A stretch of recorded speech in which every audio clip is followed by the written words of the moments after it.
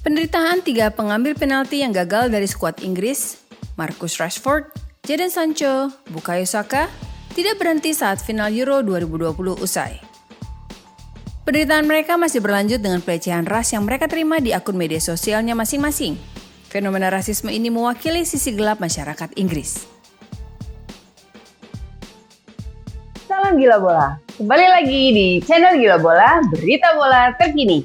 Jangan lupa klik like, subscribe, dan tendang loncengnya untuk mendapatkan berita sepak bola yang paling baru. Dan jangan lupa beri komentar kamu, karena nanti akan ada hadiahnya. Gimana caranya? Saksikan dulu yang berikut ini.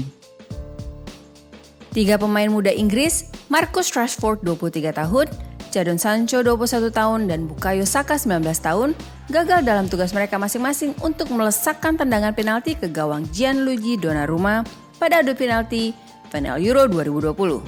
Sampai dengan hari ini, penderitaan mereka masih berlanjut.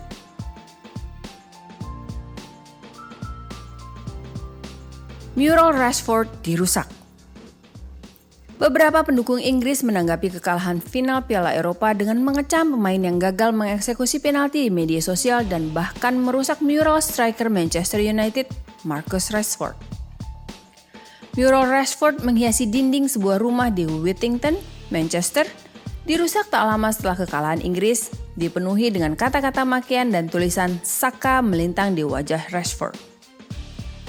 Rashford bersama dengan Jadon Sancho dan Bukayo Saka gagal mengeksekusi penalti dalam adu penalti yang menegangkan dan mendebarkan melawan Italia yang berakhir 3-2 setelah 120 menit pertandingan imbang 1-1.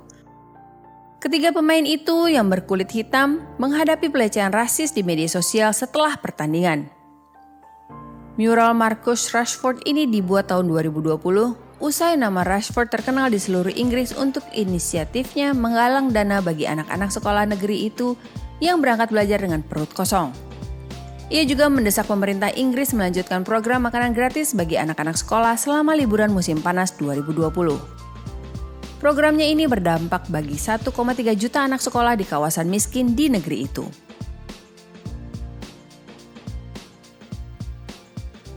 Pelecehan ras terjadi segera usai final. Hasil adu penalti itu menghancurkan harapan jutaan orang yang percaya bahwa trofi sepak bola akhirnya akan pulang ke tanah kelahiran sepak bola di Inggris setelah menunggu selama 55 tahun. Segera setelah adu penalti usai, pencarian Saka's Instagram mulai menjadi tren di Twitter karena banyak yang menyoroti komentar kasar yang ditinggalkan pada laman media sosial dari pemain berusia 19 tahun tersebut. Gelombang pelecehan online segera menyusul dengan emoji monyet dan pisang serta komentar rasis diposting di bawah foto-foto para pemain di akun Instagram pribadi mereka.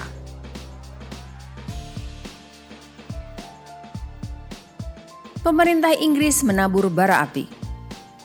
Sebenarnya petinggi pemerintahan Inggris sendiri yang memulai menaburkan api kebencian pada para pemain kulit hitam di skuad Inggris.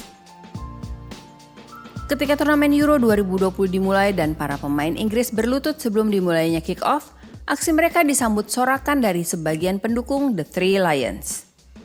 Tapi tidak ada kecaman dari Perdana Menteri Boris Johnson yang menolak mengkritik para pendukung yang tidak bersimpati pada gerakan simbolis yang diawali oleh Black Lives Matter di Amerika tersebut. Menteri Dalam Negeri Priti Patel mengecam aksi berlutut para pemain, menyebutnya sebagai politik simbolis. Saya rasa saya tidak bisa mendukung orang yang berpartisipasi dalam politik simbolis semacam itu. Kini, setelah peristiwa pelecehan ras menimpa Rashford, Sancho, dan Saka, yang ketiganya merupakan kulit hitam, ramai-ramai kedua pejabat pemerintahan tersebut melontarkan kecaman yang dipandang sebagai sebuah kemunafikan. Untuk komentar berhadiah, kamu cukup isi kolom komentar YouTube di bawah ini, disertai dengan ID Instagram kamu. Untuk selengkapnya, kamu bisa lihat di gilabola.com. Karena nanti akan ada 4 pemenang untuk komentar terbaik setiap bulannya. Kecaman dari sesama pemain Inggris. Pemain Aston Villa Tyrone Mings di Twitter men-retweet ucapan Priti Patel secara langsung, sembari mengatakan, Anda tidak bisa melakukan provokasi pada awal turnamen Euro dengan melabeli pesan anti-rasisme kami sebagai gesture politics, dan kemudian berpura-pura jijik ketika hal yang kita kampanyekan terjadi. Hal ini disampaikan Tyrone Mings menanggapi ucapan sang Menteri Dalam Negeri Inggris itu di akun media Twitter, Saya muak bahwa para pemain Inggris yang telah memberikan segala-galanya untuk kita musim panas ini telah menjadi sasaran pelecehan rasis yang keji di media sosial. Tak ada tempat di negara kita untuk aksi semacam itu dan saya mendukung polisi untuk meminta pertanggungjawaban sepenuhnya dari para pelaku.